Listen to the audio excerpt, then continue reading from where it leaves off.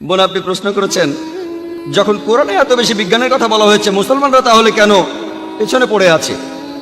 বোন, আমি এখানে দায়ী করব মিডিয়াকে। আজকের দিনে মিডিয়া এর বেশিরভাগই পশ্চিমাদের হাতে। ইউরোপিয়ানরা মিডিয়া তাদের হাতে, স্যাটেলাইট তাদের হাতে, টেলিভিশন তাদের হাতে, CNN তাদের হাতে, BBC তাদের হাতে, সবই তাদের কবজায়। মিডিয়া এখন তাদের কবজায়।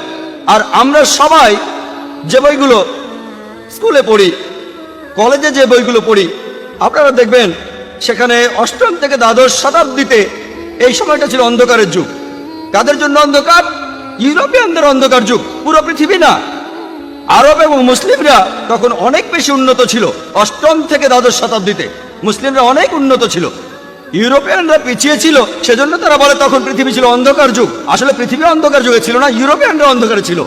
সেই সময়ের সামান্য যন্ত্রপাতি আর বিভিন্ন প্রযুক্তি দিয়ে অষ্টম থেকে দ্বাদশ শতাব্দীতে মুসলিম বিজ্ঞানীরা যে আবিষ্কার করেছেন সেটা অকল্পনীয়। এখন বিজ্ঞান অনেক উন্নত হয়েছে, অনেক আবিষ্কার হচ্ছে। তখনকার দিনের বিভিন্ন রকম সীমাবদ্ধতার মধ্যেও মুসলমান বিজ্ঞানীরা যে কত কিছু আবিষ্কার করেছিলেন সেটা অকল্পনীয়। যেমন ধরুন, আমি আমার লেকচারে বলেছি যে ইবনে নাফিস তিনি রক্ত সঞ্চালন প্রক্রিয়া আবিষ্কার করেন, কিন্তু মেডিকেল বইয়ে আছে, স্কুলের পাঠ্য বইতেও আছে, রক্ত সঞ্চালন প্রক্রিয়া কি আবিষ্কার করেন? William Harvey. সবাই উইলিয়াম হার্ভির নাম জানে, কেউ ইবনে নাফিসের নাম জানে না। ইবনে নাফিস রক্ত সঞ্চালনের কথা বলেছেন 400 বছর আগে। ইউরোপিয়ানরা পরবর্তীতে মুসলিমদের বইগুলো পড়েছে, তারপর সবাইকে বলেছে এটা তাদেরই আবিষ্কার।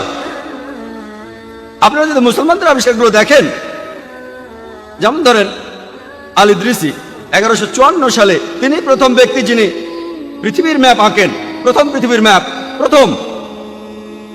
ম্যাথমেটিক্স, মুসলমানরা ম্যাথমেটিক্সে অনেক উন্নত, আমরাই দশমিক পদ্ধতি চালু করেছি। আপনারা তো নম্বরগুলো জানেন, 1 2 3, এগুলো হলো আরবীয় সংখ্যা। এর বাদেও আরেকটা রোমান সংখ্যা আছে, এটাকে আরবীয় সংখ্যা বলা হয় কেন? কারণ আরবরাই এটা আবিষ্কার করেছে। দশমিক সংখ্যা আসলে আরবীয় সংখ্যা। প্রথম যে ব্যক্তি পিথাগোরাসের থিওরিটা প্রমাণ করেন তিনি আলতুসি। আমরা পিথাগোরাসের থিওরি জানি, কিন্তু আলতুসির নাম জানি না। তিনি প্রমাণ করেছেন যে অতিভুজের বর্গ সমান হলো অন্য দুই বাহুর বর্গের যোগফলের সমান। আল বিরুনি তিনি ছিলেন ত্রিকোণমিতির উপর একজন বিখ্যাত গণিতজ্ঞ। এরা সবাই খুবই বিখ্যাত। আল-খিন্দির নাম শুনতে পারেন। আল-খিন্দি ছিলেন একজন দার্শনিক, গণিতজ্ঞ এবং জ্যোতির্বিদ। যখন বিখ্যাত বিজ্ঞানী গ্যালিলিও নিউটন বলছেন পদার্থবিদ্যার সব সূত্রই পরম সূত্র, খিন্দি বলেছেন যে সব সূত্রই হচ্ছে আপেক্ষিক। আর এখন আমরা জানি আপেক্ষিকতাবাদের সূত্র প্রমাণ করেছেন অ্যালবার্ট আইনস্টাইন। কেউ আল-খিন্দির নাম জানে না। তিনি প্রথম ব্যক্তি যিনি আপেক্ষিকতাবাদ এ সম্পর্কে কথা বলেছেন। পরবর্তীতে এই সম্পর্কে গবেষণা করে তিনি আপেক্ষিকতাবাদ সম্পর্কে বলেছেন। কয়জন এই তিন ভাইয়ের নাম জানে? মোহাম্মদ, শাকের আর হাসান। তাদের কথা কয়জন জানে? তারা পৃথিবীর পরিধির কথা বলেছিল লোহিত সাগরের একটা কৌণিক বিন্দু থেকে। তখন মানুষ ভাবত যে পৃথিবী সমতল। কেমিস্ট্রি, মুসলমানরা কেমিস্ট্রিতে অনেক উন্নত ছিল। ইবনে আয়ান, জাবের ইবনে আয়ান, ইউরোপিয়ানরা বলে গেবর, তাই যখন আমরা বইতে পড়ি গেবর আমরা ভাবি কোনো ইউরোপিয়ান, আসলে মুসলিম। জাবের ইবনে আয়ান, আমরা গেবরকে চিনি, জাবেরকে চিনি না। তিনি প্রথম অ্যালকোহল পরিশোধিত করেন। অ্যালকোহল এসেছে আরবি শব্দ আলগুল থেকে, অর্থাৎ ভূত, খারাপ প্রেতাত্মা। অ্যালকোহল আরবি শব্দ। তিনি কেমিস্ট্রির উপরে 2000 পৃষ্ঠার বই লিখেছেন। মোহাম্মদ জাকারিয়া রাজি, তিনি মেডিসিনে বিখ্যাত ছিলেন। তিনি গুটি বসন্ত এবং হামের ব্যাপারে বিখ্যাত চিকিৎসক ছিলেন। তিনি প্রথম পারদ মেশানো মলম ব্যবহার করেন। তিনি শিশুদের রোগের উপর বই লিখেছেন। এমন অনেক মুসলিম বিজ্ঞানী আছেন। আলী ইবনে আব্বাস, তিনি মেডিসিনের উপর 20টা বই লিখেছেন। আলী ইবনে সিনা, পশ্চিমারা বলে আবিসিনা, আবিসিনা শুনে মুসলিম মনে হয় না। আলী ইবনে সিনা মুসলিম, আবিসিনা মুসলিম না। তাকে তখন বলা হতো প্রাচ্যের অ্যারিস্টটল। তিনি একটা বই লিখেছিলেন, কানুন। এই বইটা মেডিসিনের পাঠ্য বই হিসেবে বিভিন্ন জায়গায় পড়ানো হয়েছে 17শ শতাব্দী পর্যন্ত। ইবনে জুহরের নাম কে জানে? তিনি হলেন আলেকজান্দ্রিয়ার পর প্রথম কেউ যিনি প্যারাসাইটোলজি নিয়ে কথা বলেছেন, এইচমাইটের কথা বলেছেন, পেরিকার্ডাইটিস, তিনি ওটাইটিস মিডিয়ার কথা বলেছেন, ট্র্যাকিওটমি।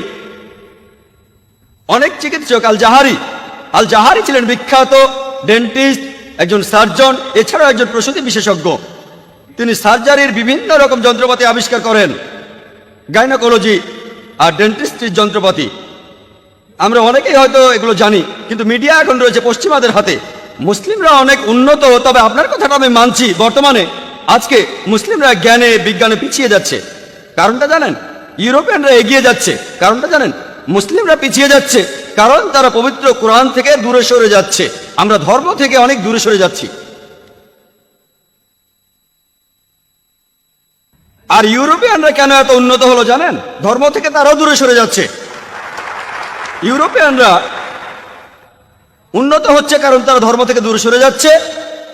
মুসলিমরা আমরা পিছিয়ে যাচ্ছি কারণ আমরা ধর্ম থেকে দূরে সরে যাচ্ছি। এখানে আমি মুসলিম ভাই বোনদের অনুরোধ করব, অমুসলিমদেরও বলবো, আপনাদের সবাইকে বলছি, কেন আপনারা পবিত্র কোরআন পড়বেন না অর্থ বুঝে?